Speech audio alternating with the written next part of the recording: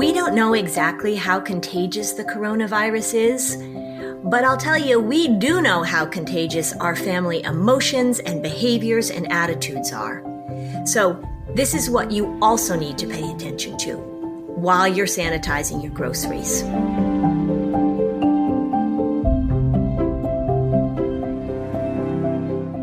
So, hi everybody, it's Lynn Lyons and welcome to our next episode of A Mom's Retreat. I'm here with Robin. Hi Robin. Hi Lynn. How are you doing today? Pretty good. Pretty good. We're all sort of accepting this new world that, you know, the feelings are there. This is a big thing to manage. Yeah. Yesterday was my crying day. I hadn't really cried a lot. And I got the email from my son's college, which is also my college, officially canceling graduation. And I knew it was coming. I knew it was going to happen. The letter written by the president of the college was so sweet and kind of motherly. I was so looking forward to having that event. I don't even know why, but that sort of opened the floodgates for me. Yeah, I cried yesterday too for the first time about it. So I think it's just we're all entering this next stage of grieving for our old ways. Mm-hmm. Yeah. And the novelty has worn off, sort of that adrenaline push that we had at the beginning. I'm just looking out my window now and there are just no cars and no people. It just, the world feels a little too quiet right now. So at least definitely up here in New England where we're more in the epicenter than other parts of the country. Yes, I think you're right. So luckily the rain has stopped. That didn't help. We had a few days of pouring rain and the sun is coming out. So we will carry on, won't we? We will manage this. Yeah. And I think that's what we want to talk about today really is what I refer to as emotional management. Which I call it don't freak out your kids. Yeah, that's another way. You're good at making sure. I tend to say things in sort of a little bit clinical language, and you're good at making sure that I don't sound too psychobabbly. So you're right. It is don't freak out your kids. And I think that right now, because we're so close together, we're all in the house together, we're all on top of each other, and people are trying to do all sorts of different things, that it is a little bit challenging. But I think really what I want to talk about today is the importance of you modeling a way of managing your emotions, because kids right now are really looking to us. Particularly if you have littler children, younger children that can't really understand the enormity of what's happening. They just know that their lives have been disrupted in weird ways and parents are home, and it can feel good for little kids to have mom and dad around, but they're also looking at our expressions, they're listening to our words, they're picking up on our emotional energy. And the thing to know actually is that we are hardwired to do that. So mirror neurons, paying attention to the expressions of other people, picking up on the emotional energy of other people is something that social creatures do. So there's really no way around it. And so it's really important at this point for you to recognize how vital it is that you manage what you are feeling. Now, when I say emotional management, I do not mean emotional denial. I don't mean dismissing your emotions. I don't mean minimizing your emotions. I don't mean rationalizing them, of saying, you shouldn't feel this way or you shouldn't be reacting that way. But what I'm really talking about is when you have these thoughts, when you have these emotions, how do you respond next? And it's what I refer to as step 1 versus step 2. So you're talking about the basic anger or stress or fear moments that parents are going to experience, all tensions high, and you're talking about just a really powerful wave of those emotions, right? Right. So I'm talking about panic. I'm talking about sort of fretting. I'm talking about that nervous energy, those losing it, right? And that's what I'm talking about, because it really is okay for our kids to see us tearful. It's okay for our kids to see us worrying a little bit, but it's when we take it up to that next level that makes them feel scared. It makes them feel insecure. We need to be as solid as we can right now on the outside. So step one is that you're going to feel those thoughts and feelings and emotions. And there's really not a way to get rid of those. There's really not a way to mediate those things when they pop up. Step two is how we teach our kids and model for our kids handling them when they arrive. Because there are certainly better ways and worse ways to handle strong emotions, as we all know. It is a parade of emotions that we're going through right now. All sorts of thoughts, all sorts of feelings. And so we really want to think about flattening the emotional curve. And what I mean by that is that there is some mythology about the need to get it out of your system, right? That I just got to get it out of my system. And people who are my age or older, you younger listeners aren't going to remember this, but there used to be these seminars, these groups where you would go, and what they thought was that if you're feeling angry about your childhood or whatever, that you really needed to get it out of your system by emoting. So they would give people Nerf bats or baseball bats, and you had to bang the couch or scream or yell.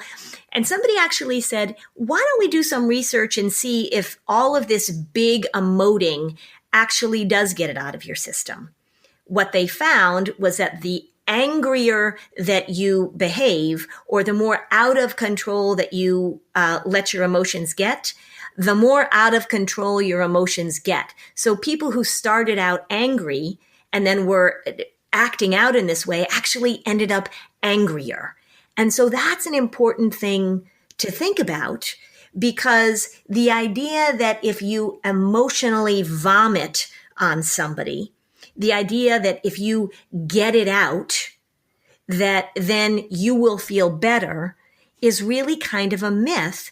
And the reason I call it emotional vomiting is because what happens is sometimes when we unload in that way, just like vomiting, right? Your stomach feels upset and bleh, you barf. Oh gosh, I feel so much better now. But you've now vomited onto somebody. And so your family members are now wearing your emotional vomit. So even though you may feel like you got it out of your system, you're actually showing it and passing it on to your kids. And it doesn't really get it out of your system as much as you may think.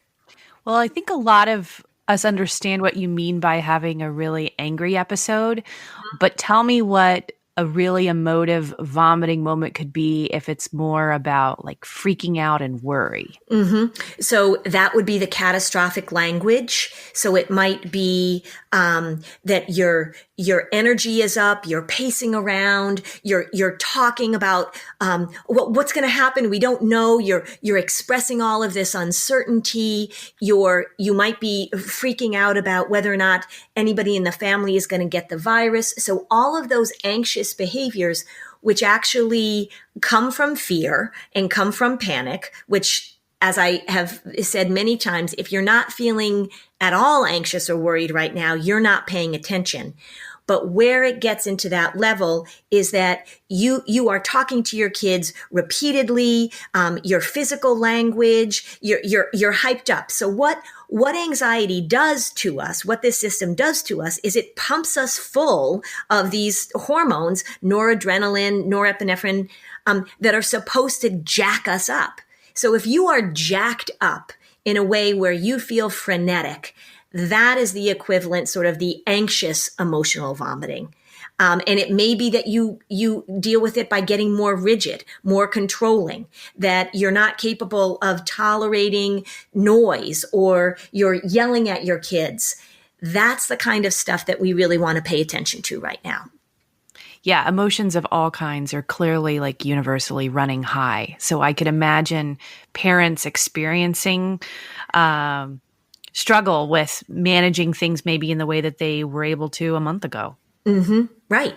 And when we talk about how we would respond. So what if you might be thinking, okay, so guilty as charged, right? I'm one of these reactors. I'm one of these overreactors. What can you do, right? Because here I am saying like, don't do it, and that's the first step. But then people say, well, how do I not do it? So here are just some things to think about. I want you to focus on the word consistency. And I want you to think about your emotional reactions, at least on the outside, when you're around your family, as being vanilla ice cream. So the reason I talk about vanilla ice cream is because, it's pretty neutral and generally pretty pleasant, and everybody knows what vanilla ice cream is. Being able to keep yourself steady, being able to keep yourself consistent. If you need to go and scream in your car, if you need to go into your car and crank some loud music or crank some sad music, somebody just sent me a video of Carole King singing Far Away. Is that the name of the song, right? And I watched that and I just cried. Is that the name of the song, Robin? You're So Far Away. Oh, You're So Far Away. Yeah. And so allowing those emotions to come out is perfectly fine. But in front of your kids, I want you to be vanilla ice cream. And I also think that it's okay after you have an explosion, after you are overly reactive, because it's going to happen, because this is really hard. It is okay to let your kids know that you're working on it. It's okay to have a discussion with your kids about the reality of this, and that how important it is for us all to work on managing our emotions in a way so that we're not taking it out on other people. I talk a lot about that anxiety part, like we pull out the anxiety. And I've said to parents, pull out your anxiety, give it a name, right? Call it Phyllis, call it Edith, and have your kids be able to call you on it. Like, Mom, I think Edith is a little out of control right now. You can do that with your anger too. You can do it. You can pull out that part of you and call it your volcano. You can call it your freak out. You can call it your, Sally, whatever, and talk to your kids about this process so that they begin to understand and you begin to model for them how it is that we work on managing our emotions. So like if you're in the middle of a freak out and then you realize you're freaking out, you can say to your little kids, Mommy's volcano needed to erupt a minute, but I have it under control now. Yes. I hope I didn't get you with my lava. Yes, exactly. Which might, yeah, right, exactly.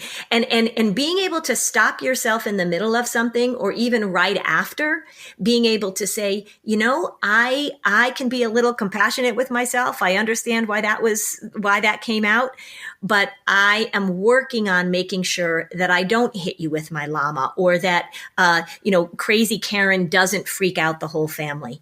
So you putting words to it and you owning it is a really great thing to model for your kids. The thing you don't want to do is that you don't want to give yourself free permission to do this and think that consistently blowing up and then offering an apology afterwards is enough. You really have to talk to them about how you're working on it. And that's different than saying, look, I know I know I was a total freak later. I can't help it. I'm sorry that happened. That's not the strategy you want to use. Isn't that the worst thing you could say to your kids? I can't help it. That's what you don't want to ever say. That's what you don't want to say. You don't want to say, I can't help it, because that's just you saying to them, I'm out of control. And then that may be, that's one of the worst things you can say. And then I'll give you what's definitely tie for first place, is to say, well, I wouldn't have had to do that if you didn't blank, right? Ooh. So that blaming thing is really, really destructive at this point. Like, if you guys had listened to me, or if you guys were doing your online schooling better, or if you guys were this, then I wouldn't have had to have this freak out. Right. That Denying happens. Accountability. Exactly. Denying accountability. And then saying that you can't help it also says to your kids, there's no point in any self-awareness and self-worth. Right. And it says to them, you can't help it either. So Right, you're right. right. You're saying like, well, we're all just these uncontrolled emotional time bombs, and I guess that's how it's going to be, right? And I've had parents say that to me over the years. Well, this is just what our family does, right? Really? So it's really it's again, it is not about being perfect. It's really about being able to I call it the post game analysis, which I think analysis may be not the right word because I don't think that talking about it over and over and over again is really helpful. But it's sort of maybe, Robin, it's post game accountability and post game acknowledgement Right. and saying this is what we're working on. That is huge. Think about that in your marriage, right? So you do something or your partner does something, and then you're oh God, you're so annoyed or you're frustrated, and then that person comes to you and says, you know what, I recognize what I did. And that's a pattern I'm working on. So I hope that you can forgive me for the way I behaved, or you can help me with the way I behaved, but I own it. That is such a great skill to teach kids. It will help them, of course, getting through this coronavirus, but in life, the ability to do that is one of the keys to successful relationships.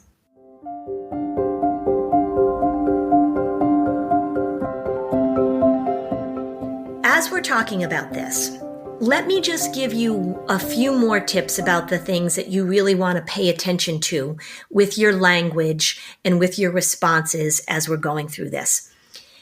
Beware of unlimited reassurance. So what I mean by that, and when I talk about anxiety and worry in general, we know that what I call content-based reassurance is sort of one of the traps we get into, because anxiety wants certainty, it wants all the answers.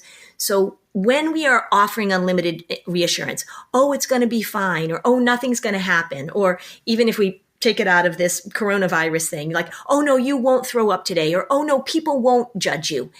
That is what we do in the short term to make our kids feel more certain and to eliminate the uncertainty that anxiety doesn't like.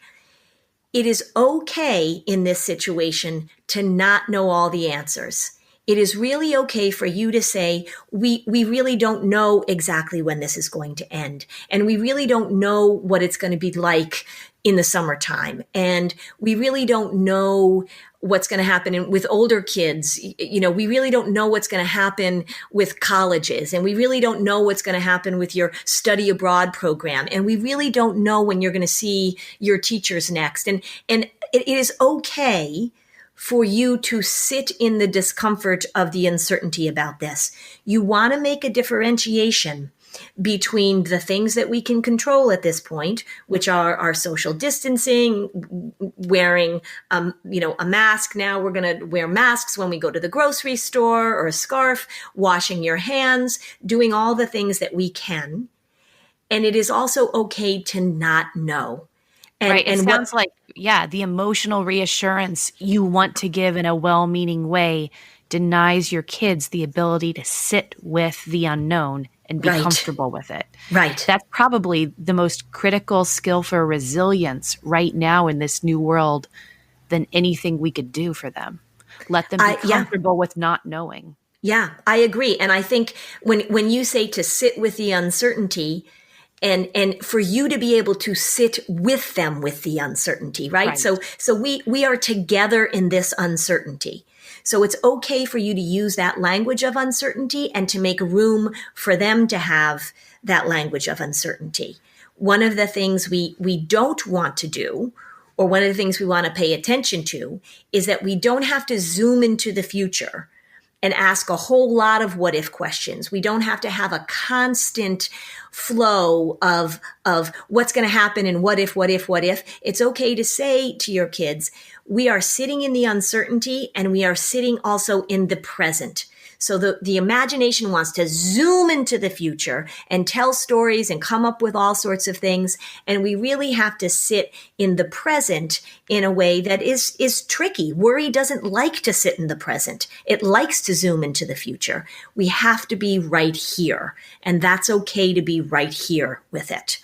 Lynn, why don't you tell them the time you took your boys to the new Harry Potter park several years ago? It's a perfect example. Oh, yeah, God. Oh, so we went down the Harry Potter park had just opened. I took my boys down. It was, by the way, 105 degrees every day when we were there. So we get there, we're in the hotel room. We were watching some, show on TV, some family show. And then the local Orlando news comes on, the 10 o'clock news. And the reporter says, and breaking news, we're here with, Amanda so-and-so, and she is live from the Harry Potter theme park in Orlando. Amanda, what's happening? And goes on to say that the ride has broken down, that they are taking people off. They don't know when it's going to be back up again. And my poor little guys are lying in bed and they're quiet and they say, Mommy, yes. Do you think they're going to fix the ride? Oh, I so wanted to say, yes, absolutely. Of course they're going to fix a ride.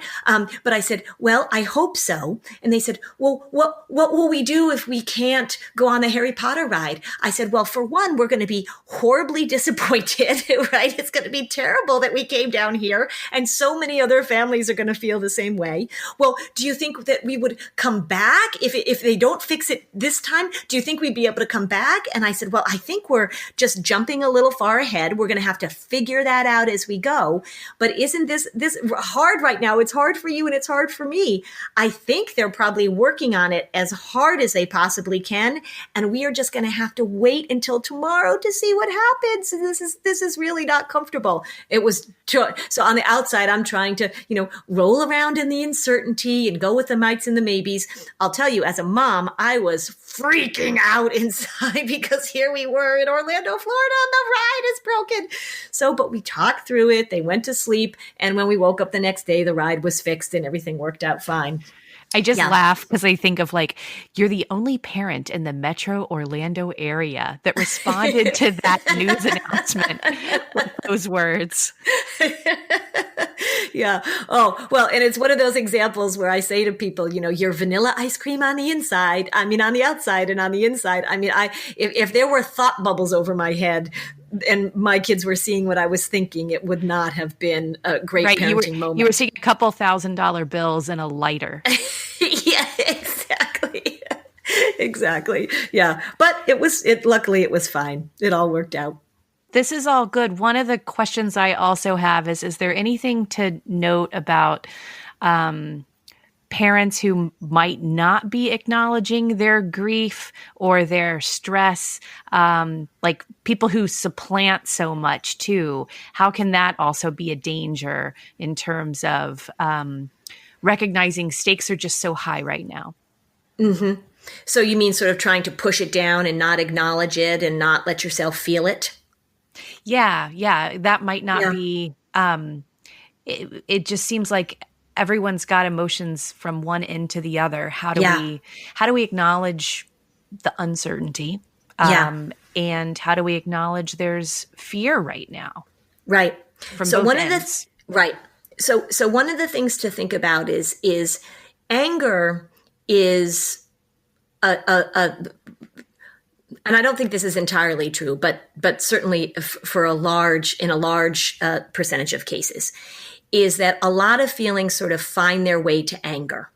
And so we tend to be more irritable, more angry, more impatient, even when we're feeling grief and loss and sadness. So I think it's really helpful for parents to be able to acknowledge and to talk to their kids about the things that they feel that they're missing, to acknowledge disappointment, to talk about how it's really hard for them to manage all this change. One of the things we know about kids that do better emotionally with their emotional health is the ability to have what we call emotional literacy.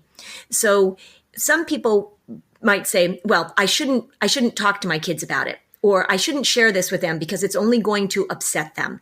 That's a myth. You don't want to overwhelm them with your emotional reactions, of course, like we were talking about. But being able to talk to kids about the reality of the way you feel, the reality of your own sadness, the reality of your own disappointment is really giving a gift to your kids. You're showing them how to talk about something, how to ask for what they need, how to acknowledge these strong feelings. it is totally fine for a mom to say, I'm feeling really sad right now because I was so looking forward to your birthday party. And so you might see me have a few tears about that, and that's okay. Or if you have older kids, to say, you know what, I can feel myself being so irritable about this because I am just mad that this is getting taken away from us, and I'm a little worried myself about where this is going to go. The more you give kids words to talk about it, the less these emotions are going to pop out in other places. And they can pop out in physical symptoms, they can pop out in anger, they can pop out in the need to self-medicate. So we always just want to put it out there in a way that is digestible for kids, in a way that, as I said, doesn't overwhelm them or feel scary for them. We are showing them how to talk about and manage. And then we might even say to our kids, I'm feeling really sad and frustrated right now, so I need to go for a walk for about a half an hour. And when I come back, I'm going to be feeling better and we're going to be able to do X, Y, and Z. So showing them how to do it. Can you give us a cheat sheet on all the behaviors that should really be off limits? I am not a big fan, as you can probably guess, of any kind of hitting or physical aggression in families. So that should be off limits. One of the things that I heard when my boys were little, because we hung around with a lot of kids that had just boys for some reason, is that people would say to me, well, boys will be boys. And that to me was, well, they'll hurt each other. They hit each other. Hitting, physical aggression. I used to say to my kids, Mommy and Daddy don't hit each other. We don't hit you. We don't let you hit us. So we're not going to let you hit each other. So there's no reason during this time to say, well, because we're all cooped up together, they're going to wail on each other. Language that is name calling, swearing, insulting, that should be off limits. Having a temper tantrum, if you are a little person, is a way that you are going to manage this. And so what we want to do if a child is freaking out, if a child is having a temper tantrum, the language that I used to use with my little boys when they were little is I would say, the answer is still going to be no. And I am going to stand here for as long as you need me to stand here. And when you're ready for a hug or when you are ready to take a deep breath, I will be right here waiting. But the answer is no. So you want to be careful not to reward that behavior by giving into it, but you want to stand there and be vanilla ice cream. And being destructive in the house. So you can have a temper tantrum if you're little or if you're big. You can go up in your room and you can cry and you can again, we don't want to support that as a way of getting it out of your system because that really doesn't work. But throwing things, kicking things, wrecking other people's belongings, all of those behaviors, whether we're in quarantine or not, are behaviors that should be off limits, period. The other thing you don't want to do is during somebody's freak out, that's not the time to crank up the punishment. So, okay, so now you've lost your phone for 2 days. Now you've lost your phone for 3 days. When people are freaking out in that way, kids and adults, they are not available for learning. So you want to be vanilla ice cream. You want to wait it out. And then you can have a discussion afterwards about what's the skill that you all need to work on in order to manage this in a healthier way. Great, thanks.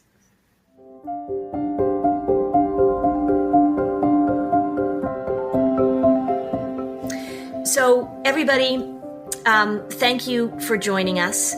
My goal and Robin's goal in this is to give you a retreat, to give you information, to give you a time where you can just focus on the things that you're trying to do as a parent during what is such an incredibly challenging time.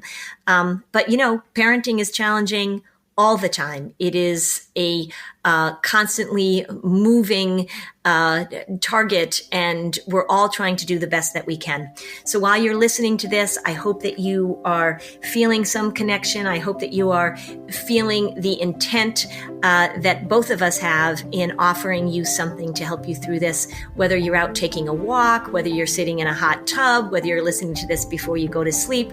Know that we are, above all else, hoping to connect with you because we really are all in this together. And nobody is perfect as a parent or as a human being.